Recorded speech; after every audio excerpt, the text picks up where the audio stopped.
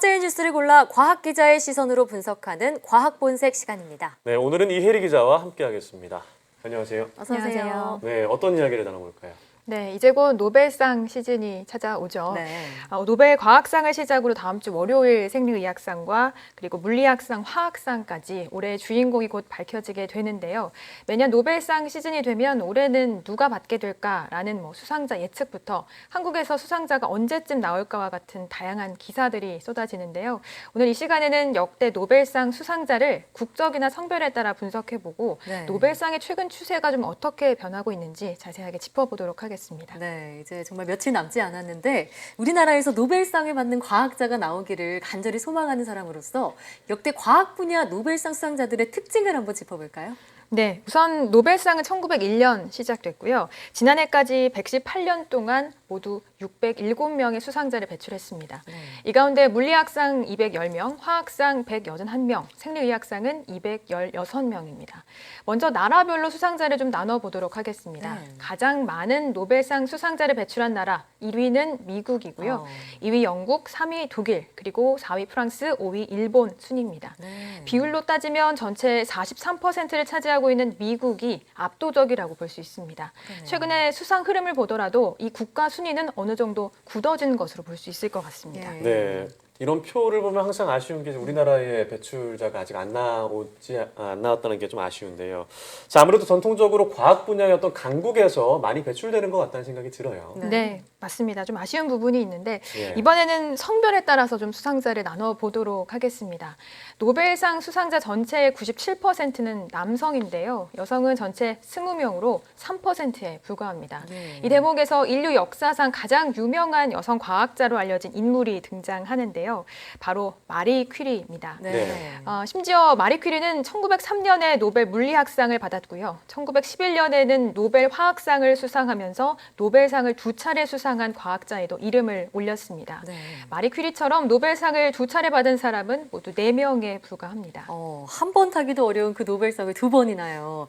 우리가 앞서 살펴본 대로 이 노벨상 수상자가 이 과학 분야에서 여성이 차지하는 비율이 물론 작기는 하지만요. 작년 같은 경우에는 과학 분야에서 2명이나 노벨상을 수상하기도 했죠. 네, 맞습니다. 네, 그런 거 보면 약진이 좀 두드러지고 있는 거 아닌가 이런 생각도 드는데요. 네, 그렇습니다. 실제로 최근에 여성 과학자의 수상이 좀 많이 나오고 있습니다.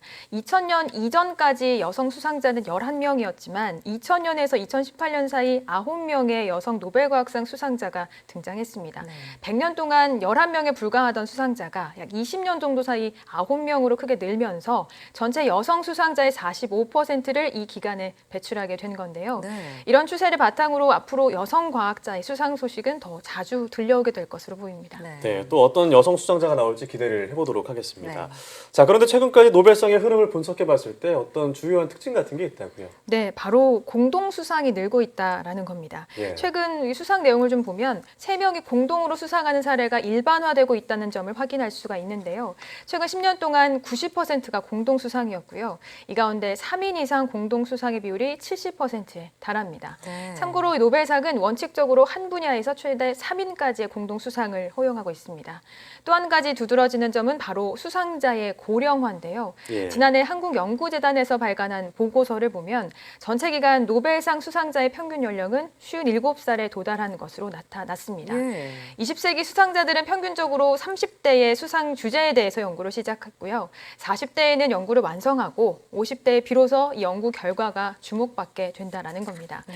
핵심적인 논문이 나오기까지는 평균 17.1년이 걸렸고요. 핵심 논문이 나오고 난 이후 수상하기까지 평균 14.1년이 소요되면서 노벨상 수상까지 모두 31.2년이 걸리는 것으로 확인이 됐습니다.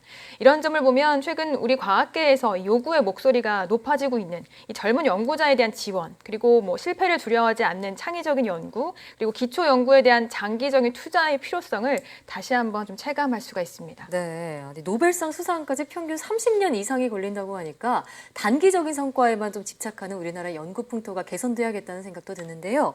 자, 이렇게 얘기를 나누다 보니까 올해 과학 분야 노벨상은 또 누가 차지할지 궁금해지는데요. 네, 매년 이 수상자에 대한 예측이 진행이 되곤 하는데요. 네. 노벨상 수상은 이전에 이런 사전 징후가 있다라는 점이 파악이 됐습니다. 예.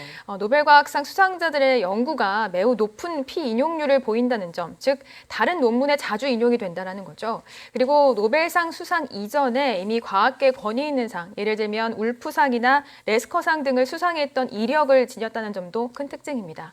특히나 울프상의 경우에는 특히 이 물리학과 화학 분야에서 노벨상 다음으로 권위 있는 상으로 인정받고 있는데요. 울프상을 받은 이후 노벨상을 받은 과학자가 많아서 대개 이 울프상 수상자가 노벨상의 유력한 후보자로 거론되곤 합니다.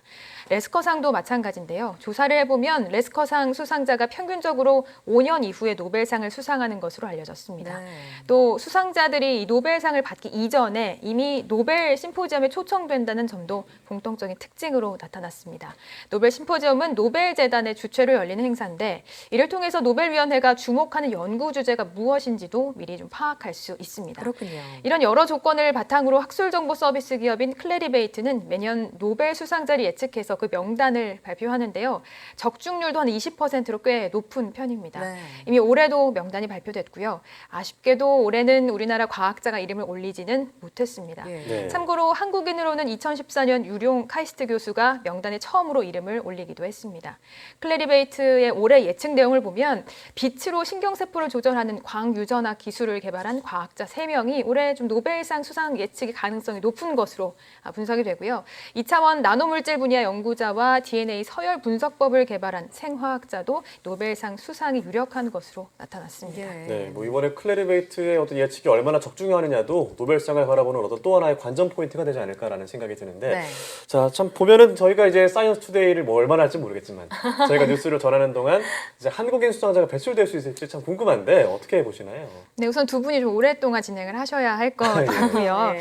사실 우리는 어쩌면 어떻게 하면 우리가 노벨상을 받을 수 있을지 어느 정도는 답을 알고 있는 것 같아요. 우선 뭐 선도적인 연구, 기초과학에 대한 어떤 장기적인 투자 이런 것들이 연구 현장에 실제로 풍토로 자리 잡는 것이 선결 조건이 되겠죠.